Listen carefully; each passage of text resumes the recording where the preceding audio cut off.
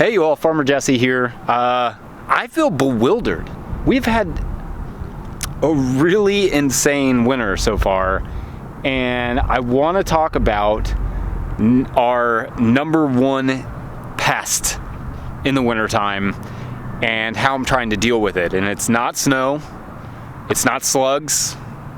We have some slugs, but it's not slugs. So let's do it.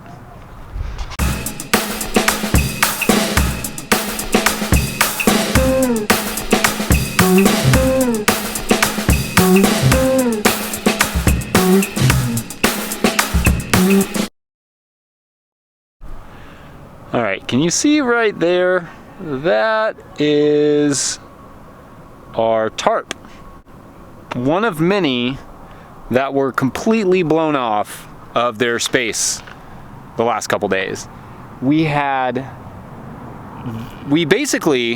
Rain has been really bad. It's not been incredibly damaging to our farm, but we've had, something like a foot of rain in February.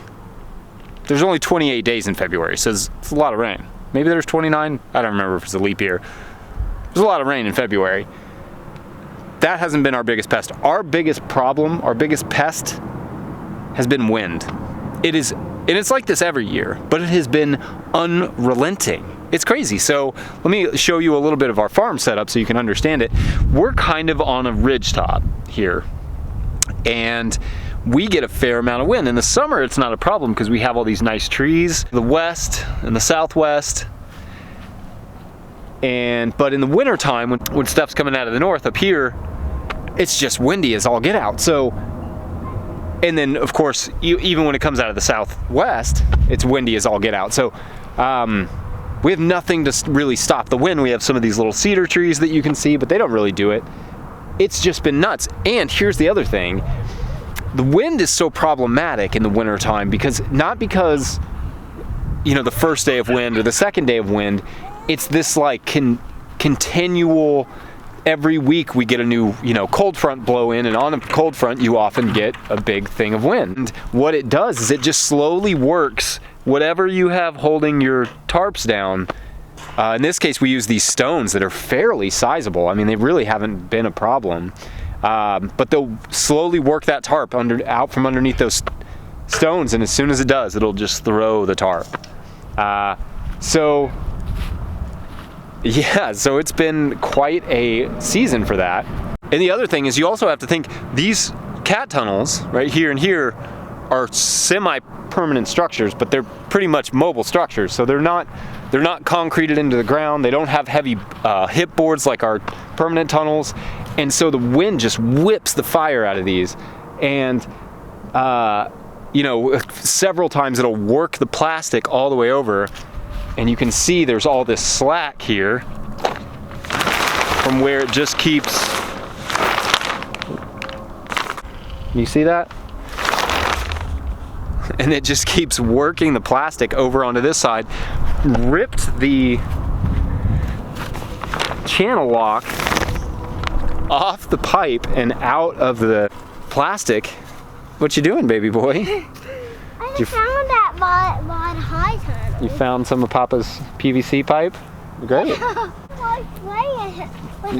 Basically, because wind is such an issue here, I'm having to sort of revise our approach on how we're going to going forward, how we're going to manage our farm. And so my first thought, I think the first thing that we have to do is stop using cat tunnels. I love the cat tunnels, but over the winter time, I don't think they're necessarily gonna work for us. It's just too windy up here. So I love these products, don't get me wrong. I think the product is great. I think for our situation, it's really, really hard on the cat tunnels. And it's really hard on me because I keep having to go, like I showed you that plastic, I have to go every single week and renegotiate that plastic and pull it all the way over to this side.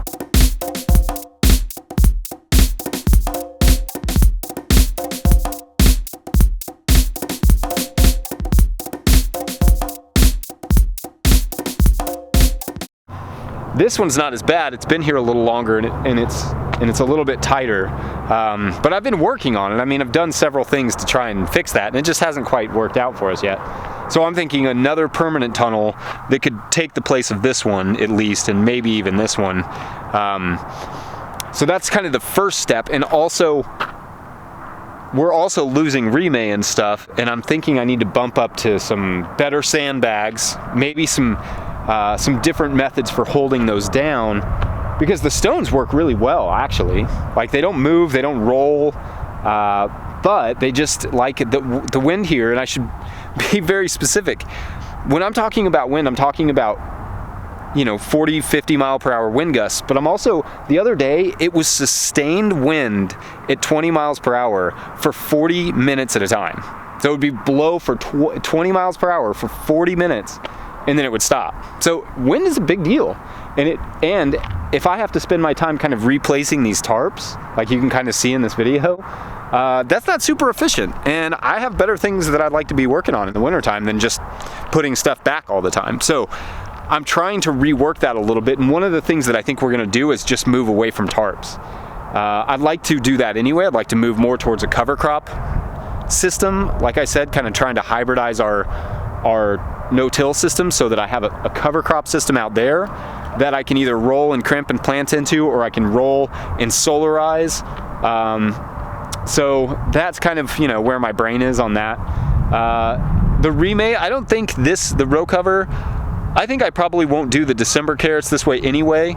I will do the spinach that way again next year. Absolutely, that worked out so well.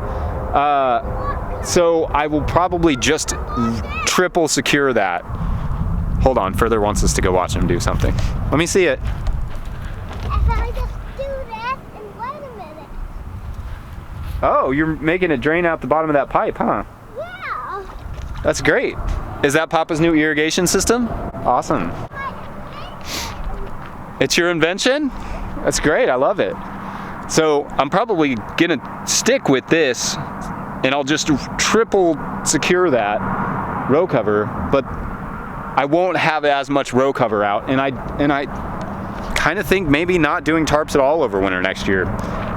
Maybe phasing the tarps out. I think that needs to happen anyway. The better fertility, even better than compost, is plants. So that's what I need more of. I need more winter plants, and they don't mind the wind at all. You can see the garlic pea patch here doesn't care one lick, but you know, everything else, the tarps, the plastic, it's blown all over the place. It's in trees. Yeah, so anyway, kind of a short video, a little bit of just complaining, sorry. But yeah, that's where my brain is. I'm just thinking about like how to not have to deal with all this plastic blowing all over the place and spending my winters just replacing and replacing and replacing. It's become such a pest for us that it's as expensive as anything else. You know, flea beetles or any of the other actual pests.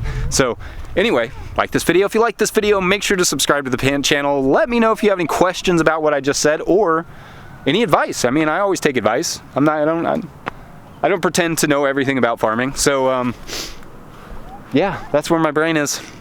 Anyway, look at Further's irrigation system. Draining the water out of the back of the cat tunnel. Pretty awesome. It's pretty smart. Don't drink it though. Yeah. All right, you all. Thanks. Bye.